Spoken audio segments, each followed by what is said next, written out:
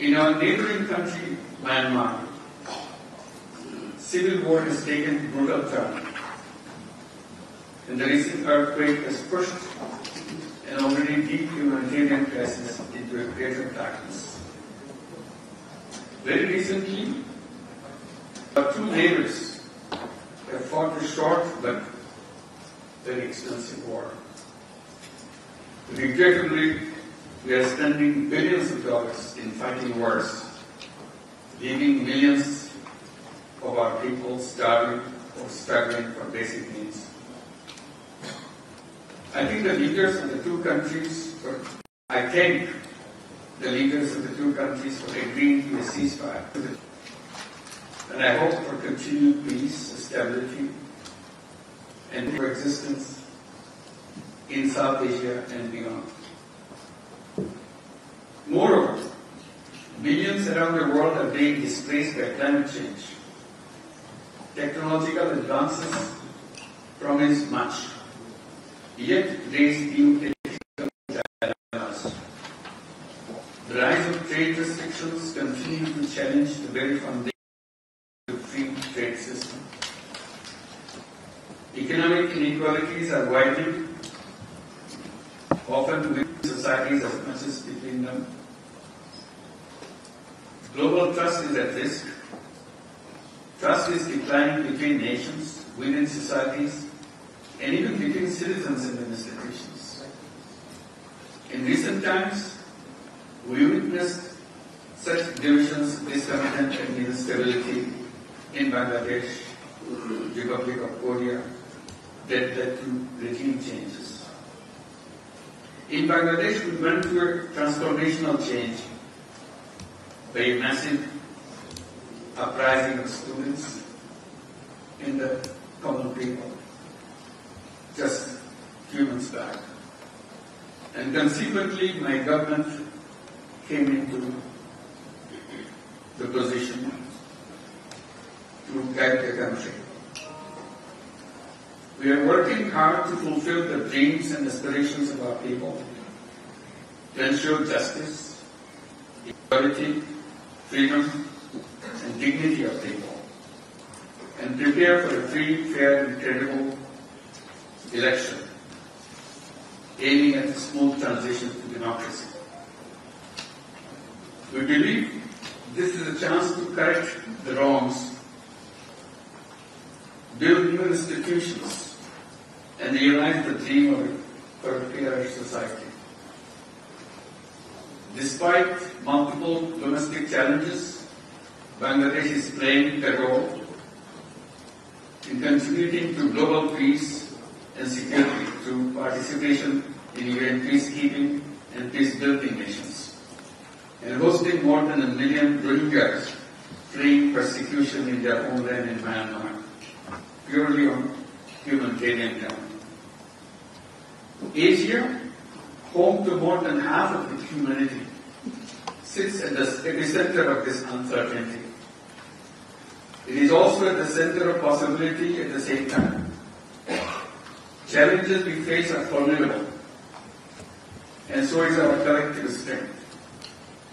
In this reality, I believe Asia has an opportunity, perhaps even responsibility, to show a different path. A path of peace, of dialogue, of inclusive growth. Not just growth in numbers, but growth in people's well-being, in trust, in hope. Distinguished guests, we are not powerless in the face of these challenges.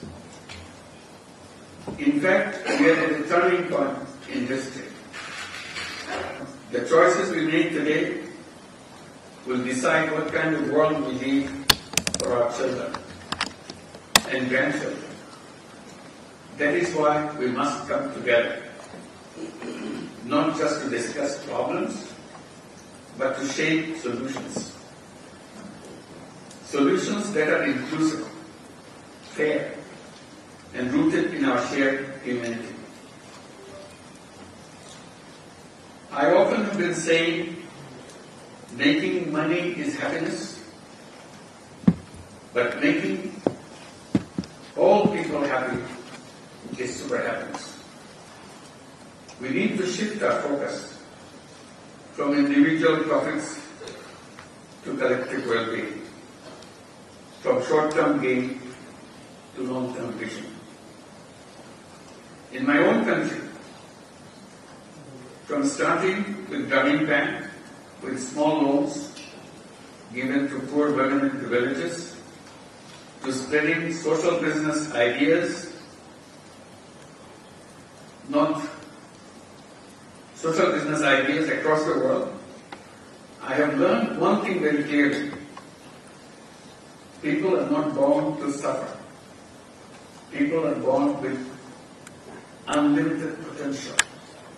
We just need to give them the right opportunities.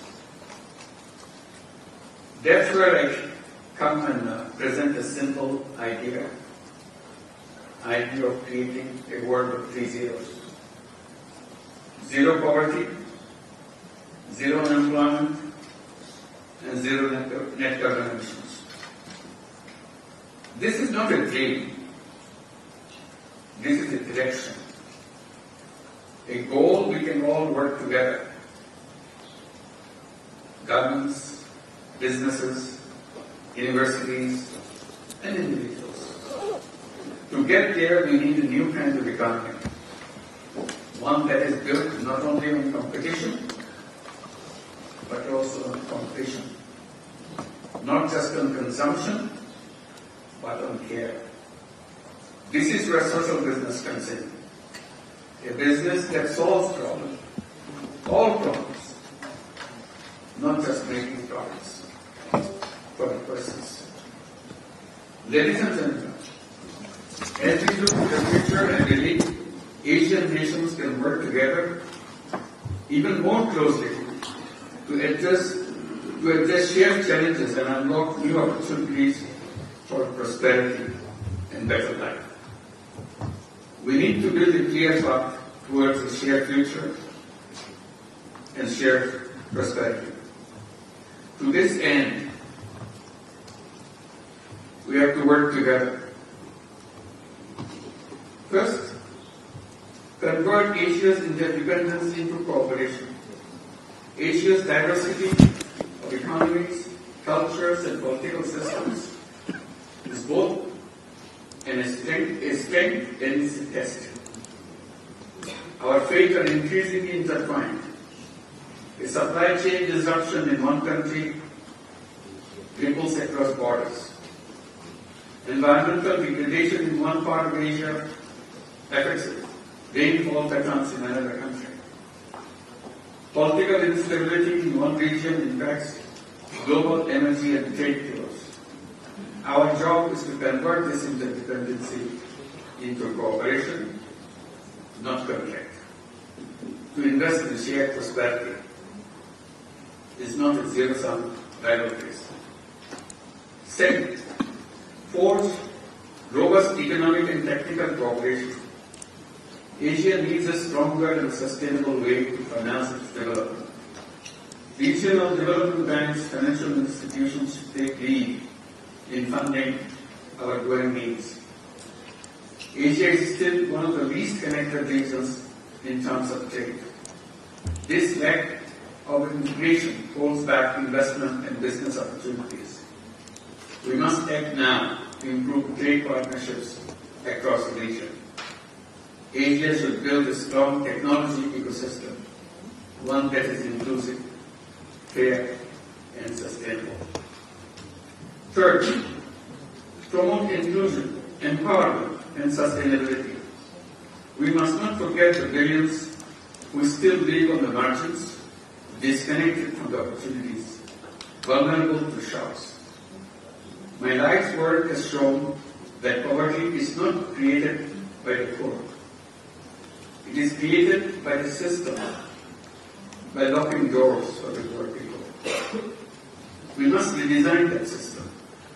The world we inherited was built on assumptions of trickle-down economics, centralized control, and the policy of wealth maximization.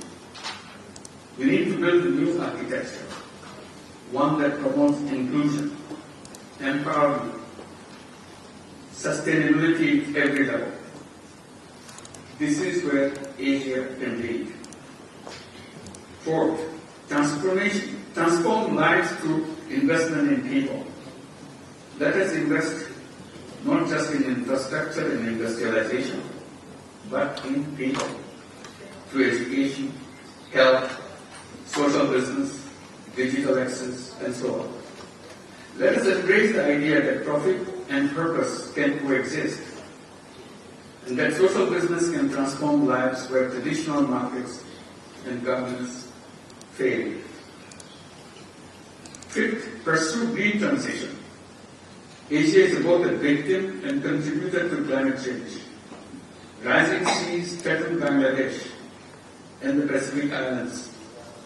Glaciers in Himalayas are melting, endangering fresh water for billions. We need a pan-Asian green transition driven by youth. Let us support renewable energy cooperatives, climate-smart agriculture, circular economies. Let us create platforms that allow grassroots innovators to scale across the borders. Sixth, tap the potential of youth to shift from job seekers to job creators. Half of Asia should